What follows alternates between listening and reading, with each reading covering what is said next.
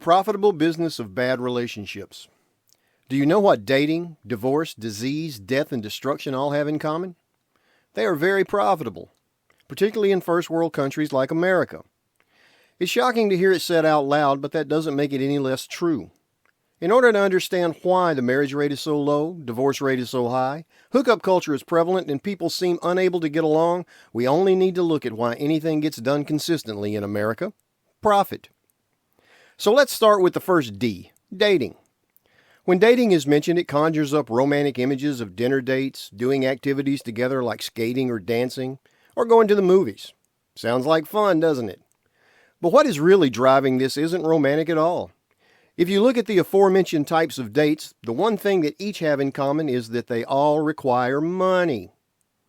Restaurants profit, skating rinks profit, dance clubs profit, movie theaters profit, not to mention all the other things that people usually do to make a good impression, like buy clothes, get their hair done, get their cars detailed, etc., etc.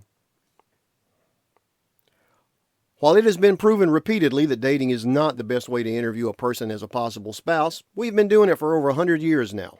Why, you may ask? Well, think of it like this. Who seems to spend more money? A single man looking to hook up with a hot chick?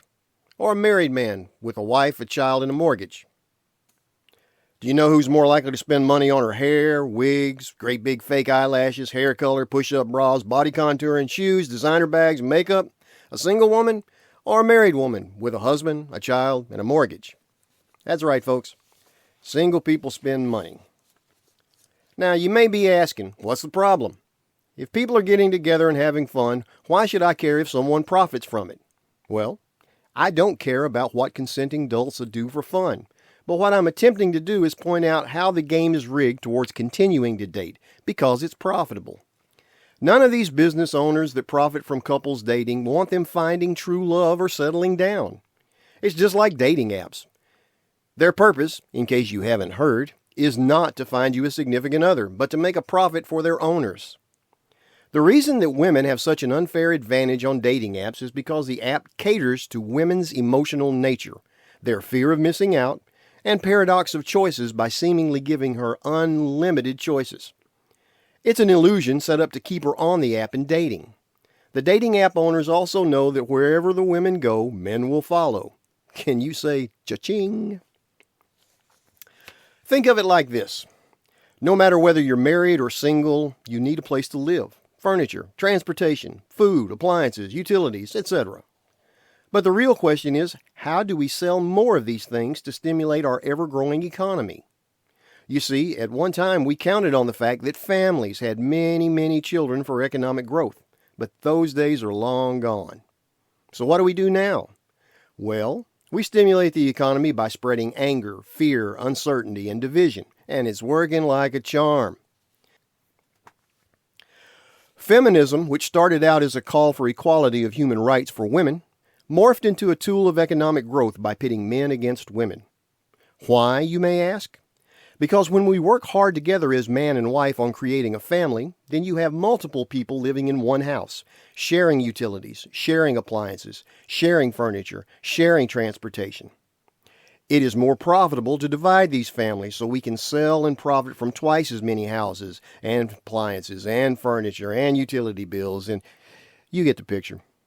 Keep in mind that big business has no interest in your level of happiness or well-being, only profit. They want you to stay healthy enough to keep working so you can keep buying. But the last thing on their mind is your well-being. There's no real profit for them in that. Besides, what would all the lawyers, therapists, and counselors have to do if people were suddenly happy and content? Listen, folks, it should be obvious to anyone willing to back away from this white noise of advertising garbage that first world countries throw at you and see that no matter what misery a person is going through, there is a business poised to make a profit. Even when we die, funeral homes make money, attorneys make money, probate courts make money, property becomes available, and real estate salesmen make money. Even when we look at the destruction done by natural disasters or acts of God, there are construction companies ready for profit and insurance companies waiting for a reason to raise your premiums. And when it comes to disease, doctors get paid, hospitals get paid, nurses get paid, pharmaceuticals get paid, and the list goes on and on.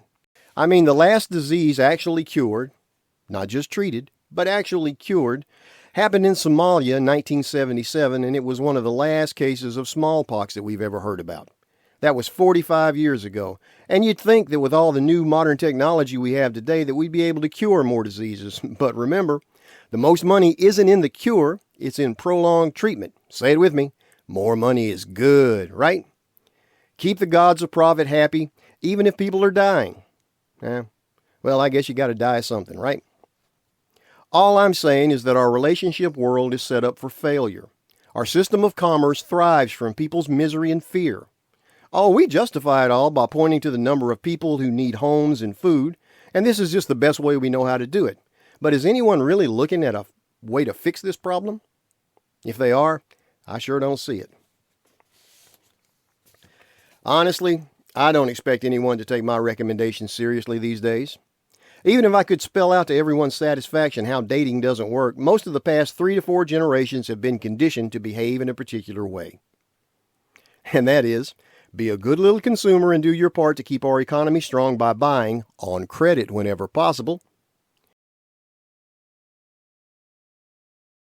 In America, for those who haven't noticed, a citizen needs to pay a tax, a fee, buy a license, or get a permit to do almost anything.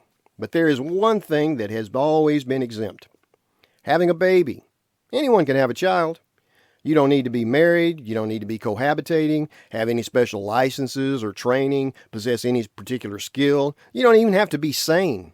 But you can have a child with no permit or license necessary. Why? Because each child is a new consumer. And even if the government has to give the young mother a welfare check to raise that child, we all know sooner or later that child will grow into an adult that consumes products and services, and then the investment will pay off. Hey, I'm just a 60-year-old man who's been married for 31 years with grown children and grandchildren. But I do miss the days where families still believed that father knows best, and that strength and masculinity were commodities to be proud of and not to be hidden in shame.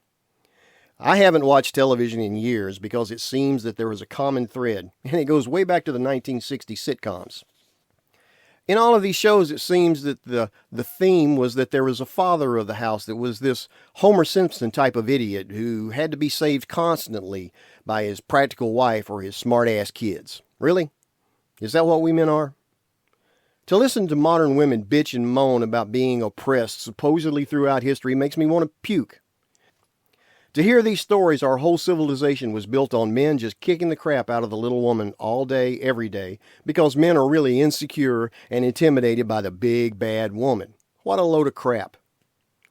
Nothing is perfect, and Mother Nature is violent, but men and women seem to have worked together for our survival for thousands upon thousands of years just fine to build most everything we see today. It's just been in the last 60 years or so that their relationships have turned sour. Does it not seem telling that during our most technologically driven time ever experienced, in our relative luxury, we can't seem to get along about anything? I get the image of a pig being fattened up for slaughter. Maybe that's what's happening to us. I don't know. We've been divided and conquered in the name of economy, and no one is doing a thing to stop it. Modern humans, spurred on by new technology, are always asking the question, can we?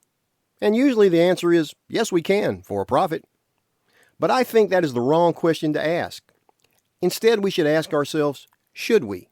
And give it some thought before continuing down this very rocky path. Be well and survive.